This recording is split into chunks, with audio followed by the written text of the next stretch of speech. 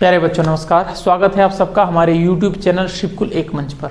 तो आज का थंबनेल देख करके आप सब समझ चुके हैं कि आज हमारी वीडियो सिख धर्म के ऊपर होगी। सिख धर्म का पहला पार्ट हम पहले कर चुके हैं, आज सिख धर्म का दूसरा पार्ट है, बहुत जल्दी तीसरा पार्ट प्रोवाइड कराया जाएगा।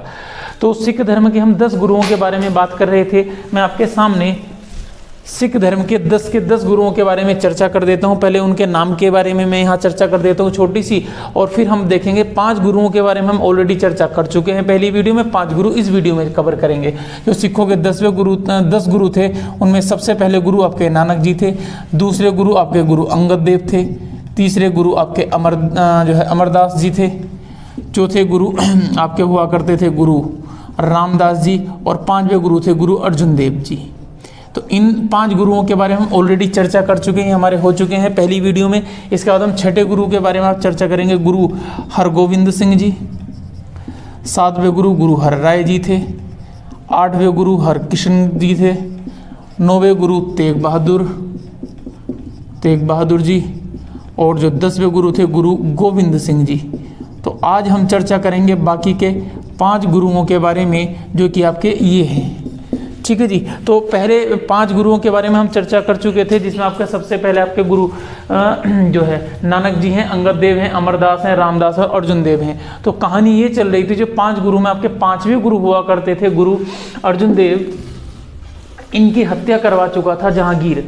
बस यहीं से आपकी सिखों में और आपका जो है मुस्लिमों में या फिर आपका मुगल काल में आपकी थोड़ी सी एक ठन जाती है, और दोनों एक दूसरे के विरोधी हो जाते हैं, विद्रोह होंगे अब सिख धर्म के द्वारा। तो 6ठे गुरु जो गद्दी पर बैठे हैं, उनका आपका नाम है गुरु हरगोविंद सिंह जी, गुरु हरगोविंद सिंह। और गुरु हरगोविंद सिंह सिखों के 6ठे गुरु हैं, जो कि 1606 में गद्दी पर बैठे, 1645 तक रहे। तो पहली बात, ये 2 मुगल बादशाहों के पैरेलल रहे हैं। इनके सामने ही आपका पूरा का पूरा जहांगीर रहा है। जहांगीर 1605 से 1627 तक है। साथ में आपका शाहजहां का समय भी रहा है। ठीक, शाहजहां जो कि आपका 1627 से 1648 तक हुआ करता था। जब सिखों के 5वें गुरु अर्जुन देव की हत्या करवा दी गई जो है जहांगीर के द्वारा, तो इन्होंने सबसे पहले क्या किया, इन्होंने सबसे पहले सिखों को लड़ाकू जाति के रूप में बदला।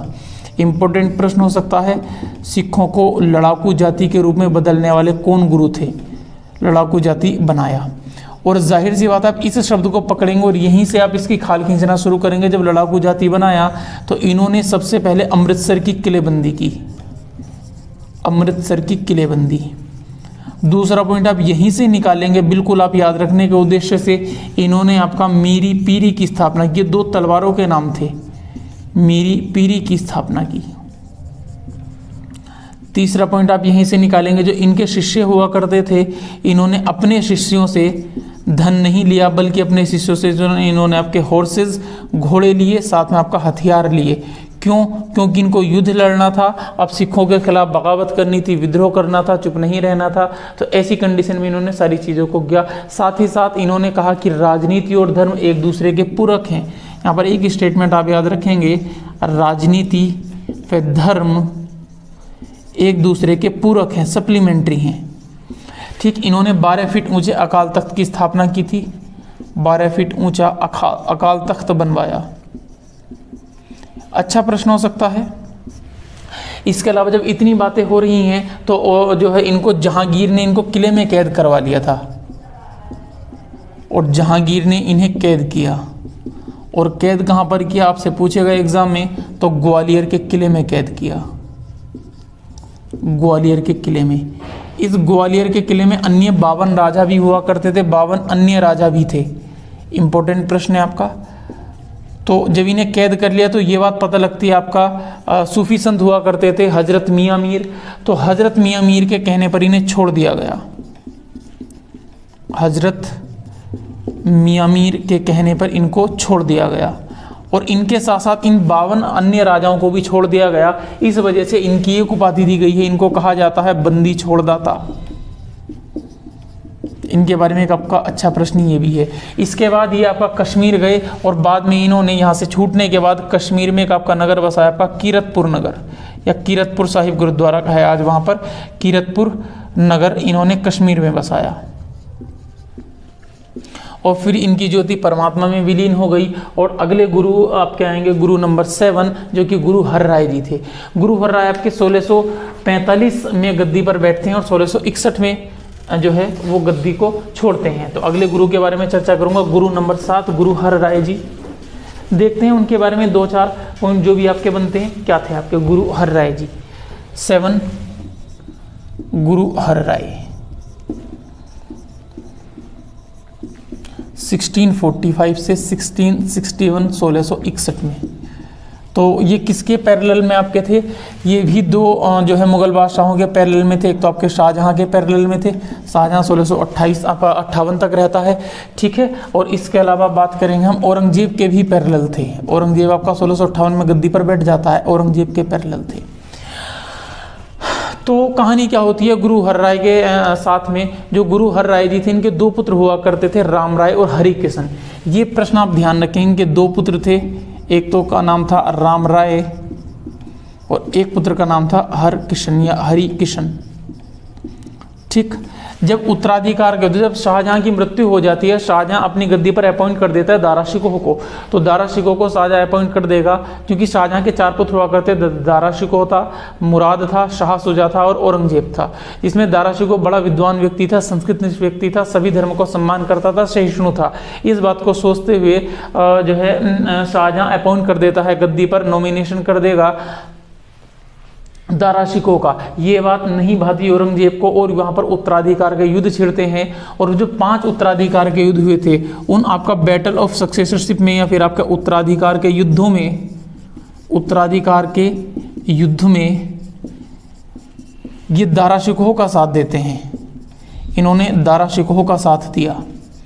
अब एक्चुअल में दारा शिकोह का साथ कौन से युद्ध में दिया था? उत्तराधिकार के 5 युद्ध हुए हैं, तो यहाँ पर एक युद्ध ही आपका इम्पोर्टेंट है गुरु हर राय जी के लिए। सिखों जो उत्तराधिकार का तीसरा युद्ध हुआ था, सामूगढ़ का युद्ध 1658 में, सामूगढ़ का युद्ध 1658 में। इस युद्ध के, ये युद्ध आपका दारा शिकोह प्लस औरंगजेब के बीच में हुआ था।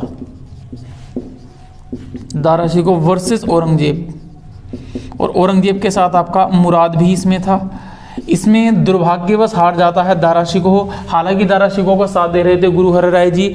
और उसके बाद आपका गद्दी पर बैठता है औरंगजेब। औरंगजेब पहली बात तो यहाँ पर पहला राज्याभिषेक अपना कराता है, ठीक। लेकिन ये बात औरंगजेब को बहुत अच्छी नहीं लगती, बुरी लगती है कि गुरु हर राय ने साथ दिया है दारा शिकोह का। बस इन्हें जो है औरंगजेब ने अपने दरबार में बुलाया।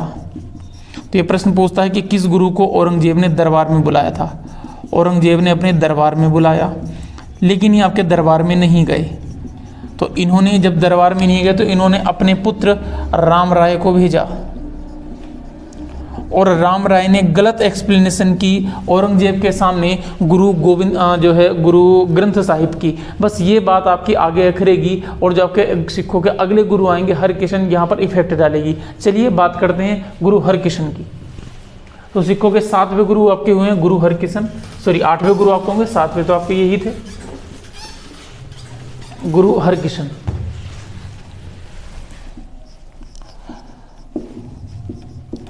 ये सिखों के 8वें गुरु हैं, 8, जो कि 1661 से 1664 पर रहेंगे में आपके रहेंगे।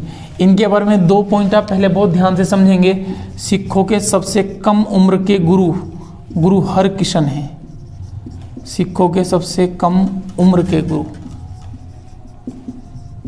और साथ ही साथ ये सिखों के सबसे कम समय तक रहने वाले गुरु भी हैं। सबसे कम समय तक रहने वाले गुरु, ये आपका इंपॉर्टेंट प्रश्न हो सकता है। इनका अपने भाई राम राय से विवाद हो गया, क्योंकि गुरु हर राय जी के 2 पुत्र थे, राम राय और हरि किशन, ठीक। तो जो इनका अपने पुत्र अपने भाई राम राय से विवाद हो गया, राम राय से विवाद हो गया इस बात को लेकर के कि उसने राम राय ने आपको जो है इस गलत व्याख्या की गुरु ग्रंथ साहिब की। और इन्होंने फिर तो राम राय ने क्या किया, देहरादून में अपनी गद्दी बसाई, देहरादून में अपनी गद्दी बसा ली, देहरादून में गद्दी बनाई। और बाद में गुरु हरकिशन की चेचक से मृत्यु हो गई 3 साल बाद। चेचक से मृत्यु। तो ये केवल और केवल औरंगजेब के ही काल में रहे हैं। इनकी अगर हम काल की तुलना करेंगे औरंगजेब के समय में आपके रहे हैं। इनके बाद गद्दी पर बैठेंगे सिखों के नौवें गुरु गुरु तेग बहादुर, जो कि गुरु हरगोविंद सिंह के पुत्र हुआ करते थे। तो हम नौवें गुरु के बारे में बात करेंगे, गुरु तेग बहादुर जी के बारे में देखते हैं। गुरु तेग बहादुर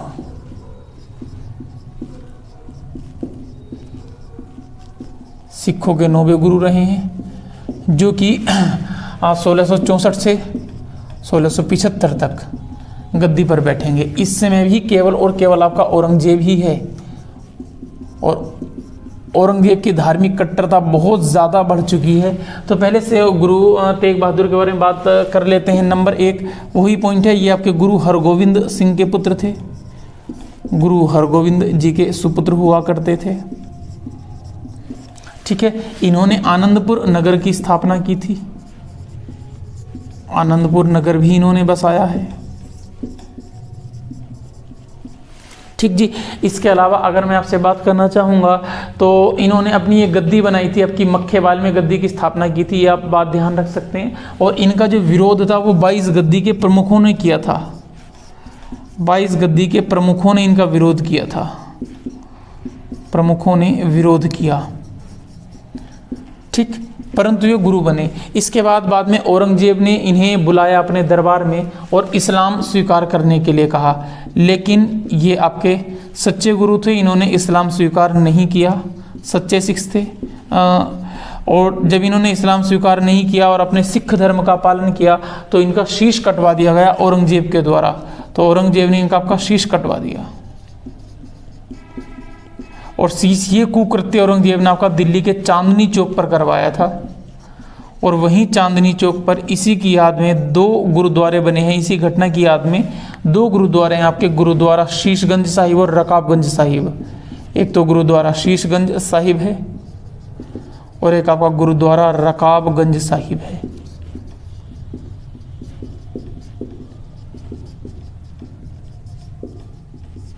तो ये सिखों के 9वें गुरु थे, जिनका आपका नाम था गुरु तेग बहादुर। तो ध्यान रखेंगे, हम 4 गुरु के बारे में चर्चा कर चुके हैं। अगले गुरु 10वें गुरु गुरु गोविंद सिंह, जो कि सिखों के अंतिम गुरु रहे हैं।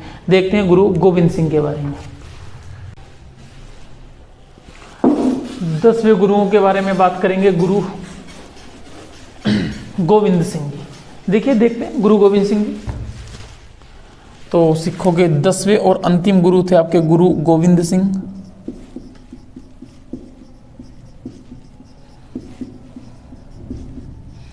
गद्दी पर 1675 में बैठते हैं और 1708 तक रहते हैं।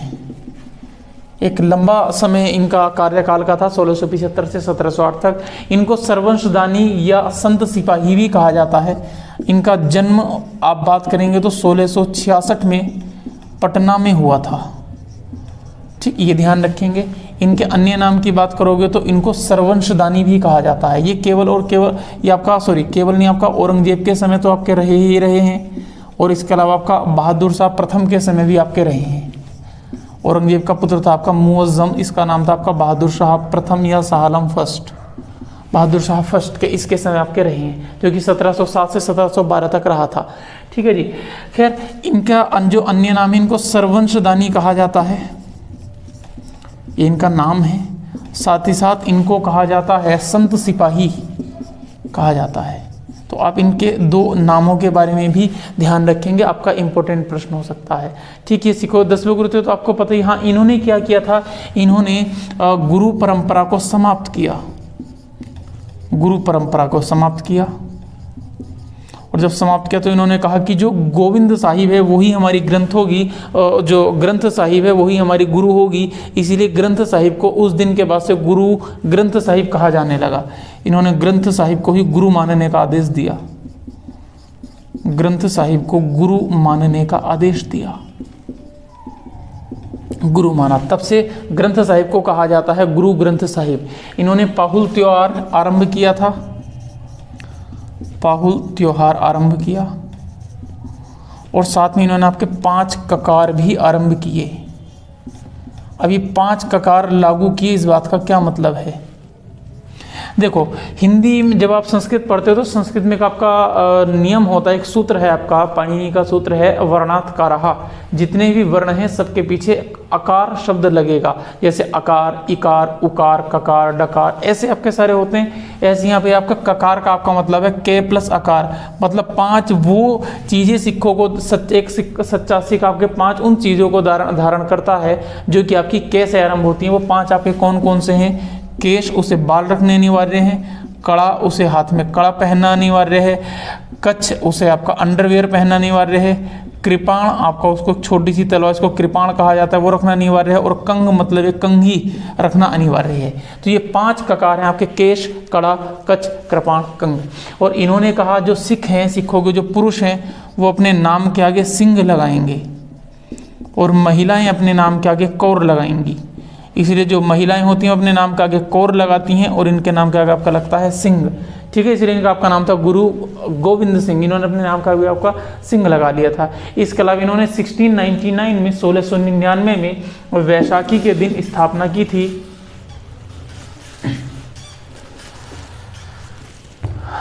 जी। इन्होंने आपका जो वैसाखी के दिन स्थापना की थी खालसा पंथ की। तो 1699 अप्रैल में 13 अप्रैल में इन्होंने खालसा पंथ की स्थापना की, खालसा पंथ बनाया, उसकी स्थापना की। खालसा पंथ बनाया तो उस दिन आपका वैशाखी का दिन था और वैशाखी सबसे अच्छा और सबसे मुख्य त्यौहार आपका माना जाता है सिख धर्म में। ठीक, इन्होंने अपने 80,000 जो सैनिक थे उनकी फौज को तैयार किया और उनको ट्रेनिंग देने के लिए पोंटा साहिब की स्थापना की। पोंटा साहिब गुरुद्वारा आज भी है, तो ये भी ध्यान रखें, इनकी ट्रेनिंग आपकी पोंटा साहिब में दी जाती थी। ठीक, इन्होंने ये एक अच्छे कवि भी थे, इन्होंने अपनी आत्मकथा लिखी थी विचित्र नाटक, ये भी ध्यान रखेंगे। इनकी अपनी आत्मकथा इन्होंने लिखी है, ऑटोबायोग्राफी, उसका नाम है विचित्र नाटक। इसके अलावा इनके 2 अन्य ग्रंथ और हैं जिन ग्रंथों की आप बात करेंगे, जिनमें एक आपका नाम है कृष्णावतार। कृष्णावतार की रचना भी इन्होंने की है और आपका चंडीदावार इनकी जो है इन्होंने रचना भी की है। और इन तीनों ग्रंथों का संकलन आपका 10वें ग्रंथ में है। तो 10वां ग्रंथ एक कृति है, इनकी जो गुरु गोविंद सिंह की कृतियों का संकलन है 10वां ग्रंथ। ठीक है जी। इसके अलावा इनके 4 पुत्र हुआ करते थे, अजित सिंह, जुझार सिंह, जोरावर सिंह और फतेह सिंह। तो इनके 4 पुत्र थे, 4 पुत्रों के मैं नाम लिख देता हूँ यहाँ पर। 4 पुत्र इनके थे, एक आपका नाम था अजित सिंह, एक आपके थे जुझार सिंह,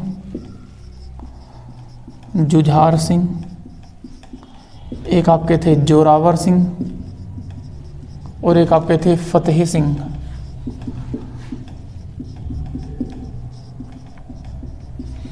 इन 4 पुत्रों के बारे में चर्चा करेंगे।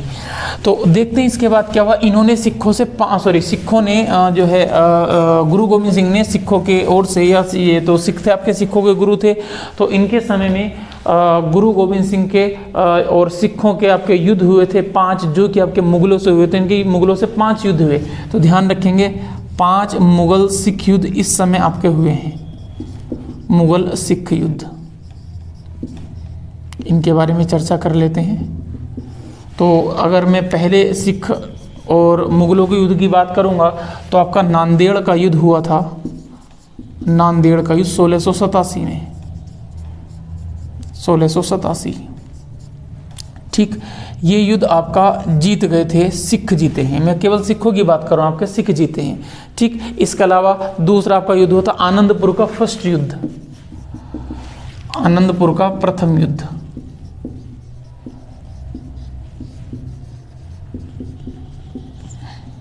(1701) में हुआ। ठीक, इसमें आपके सिख हार गए थे, ये ध्यान रखेंगे। ठीक, इसके बाद आनंदपुर का दूसरा युद्ध हुआ, ये भी आपके सिख हार गए हैं 1704 में। आनंदपुर का सेकंड बैटल, आनंदपुर का युद्ध, लेकिन इस बार आपका दूसरा युद्ध होगा 1704, और यहाँ भी सिखों को हार मिली। और इस युद्ध में आपकी कहानी क्या होती है, जो जोरावर सिंह और फतेह सिंह थे, इन दोनों को जो है मुगल का एक सेनापति था वज़ीर खान ले जाता है, उनको दीवार में चिनवा दिया जाता है। तो इस युद्ध के बाद क्या हुआ था, जोरावर सिंह और फतेह सिंह को वज़ीर खान ले गया था। जोरावर सिंह और साथ में आपका फतेह सिंह, इनको ले गया है वज़ीर खान, और मुग़लों ने इनको दीवार में जिंदा चिनवा दिया था, दीवार में जिंदा चिनवा दिया था। ये इंपॉर्टेंट प्रश्न है, आप ध्यान रखेंगे।